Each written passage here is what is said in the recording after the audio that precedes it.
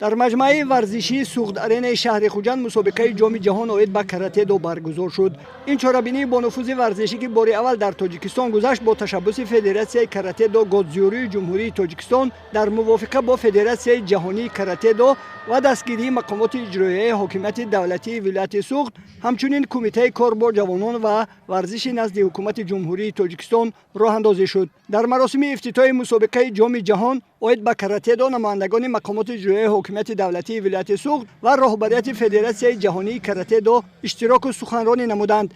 قید کرده شد که در زمان صاحب استقلالی کشور با توجه به واسطه پیشوای ملت محترم امامعلی رحمان ساحه ورزش رشد یافت. بنیاد و با استفاده دادن انشاءات‌های زمانوی ورزشی در سراسر کشور از جمله در ولایت سوخت امکانیت فراهم آورد که ورزشکاران در شرایط مساعد مشق و تمرین نموده ملکه مهارت خود را بالا بردارند و در مسابقه‌های با نفوذ جهانی کشور ما را معرفی سازند.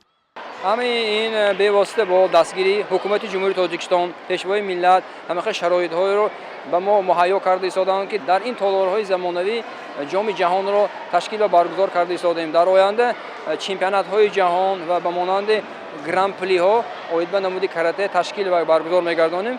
کوشش می‌کنیم که در عرصه بین‌المللی پرچم ای زمان را به بالا ببریم. در این چهاربینی ورزشی نزدیک 500 نفر ورزشکار از ایالات متحده آمریکا، فدراسیون روسیه، ارمنستان، تاجیکستان، قزاقستان، ازبکستان و قرقیزستان اشتراک نموده بین هم مهارت سنجی کردند. رقابت‌ها بین نورسان، جوانان و کلانسالان در نمودهای کتا و کمیته جریان گرفته ورزشکاران در حالت انفرادی و دستوی مهارت سنجی کردند. У нас предоставлен очень прекрасный спорткомплекс, поддержка от Министерства спорта, которые на открытии присутствовали, поздравили от себя всех спортсменов, желали им удачи на дальнейшем соревнованиях.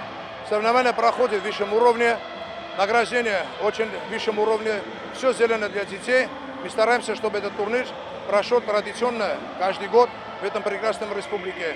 از طرف رهبریت فدراسیون جهانی کاراته دو به سطح برگزاری مسابقه همچنین به مجمع ورزشی سوخت آرین و استقبال صمیمی مهمانان از طرف تاجیکان بهای بلند داده شده اظهار گردید که من بعد نیز فدراسیون جهانی کاراته دو چنین چهاربینی‌های با نفوذ ورزشی را در تاجیکستان راه اندازی خواهد کرد.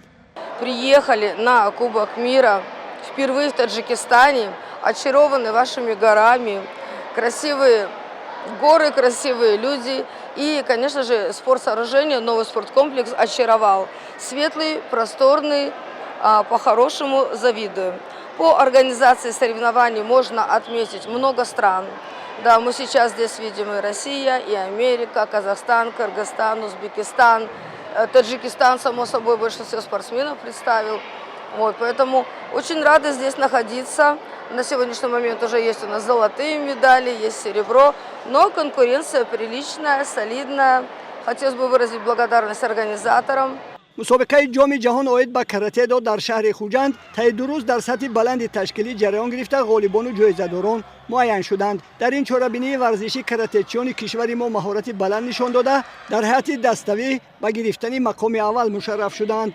جام جهان اوید به نمود کاراته دو برگزار گردیده شده است. در این جام جهان ورزشکاران ما، مربیان ما اشتراک کرده صاحبی مدال ها شده ایستادند. امروز باشد با من میسر گردید که صاحبی مدال طلا شدم و در این چمپیونات جام جهان من سزاوار مدال طلا شده bayrak تاجیکستانی عزیزمون را بالا پراشتم و سرود ملی جمهوری تاجیکستان صدا داده شد. از طرف حکومت مملکت، از طرف اساسگذار صلح و وحدت ملی پیشوای ملت باشند بخشیده به 35 سالگی استقلال دولتی جمهوری تاجیکستان برای ما همین انشاءات بزرگی سوخت آرین رو ساخته به استفاده دادن که در انمی انشاءات بزرگ همه روز چهاربینی‌های ورزشی سطحی جهانی گذشته ایستاده است. با غالبان و جایزه‌داران این چهاربینی ورزشی جام، مدال و افتخارنامه و تحفه‌های خاطروی مقامات اجرایی حکومت دولتی ولایت سوخت در فضای تنتنوی سپرده شدند. من خیلی شاد هستم که در این مسابقه جام جهان اشتراک پرچم تاجیکستان بلند برداشتم. من در این نمود کاراته 7 سال مشق میکنم. همین نمود به من خیلی معقول است.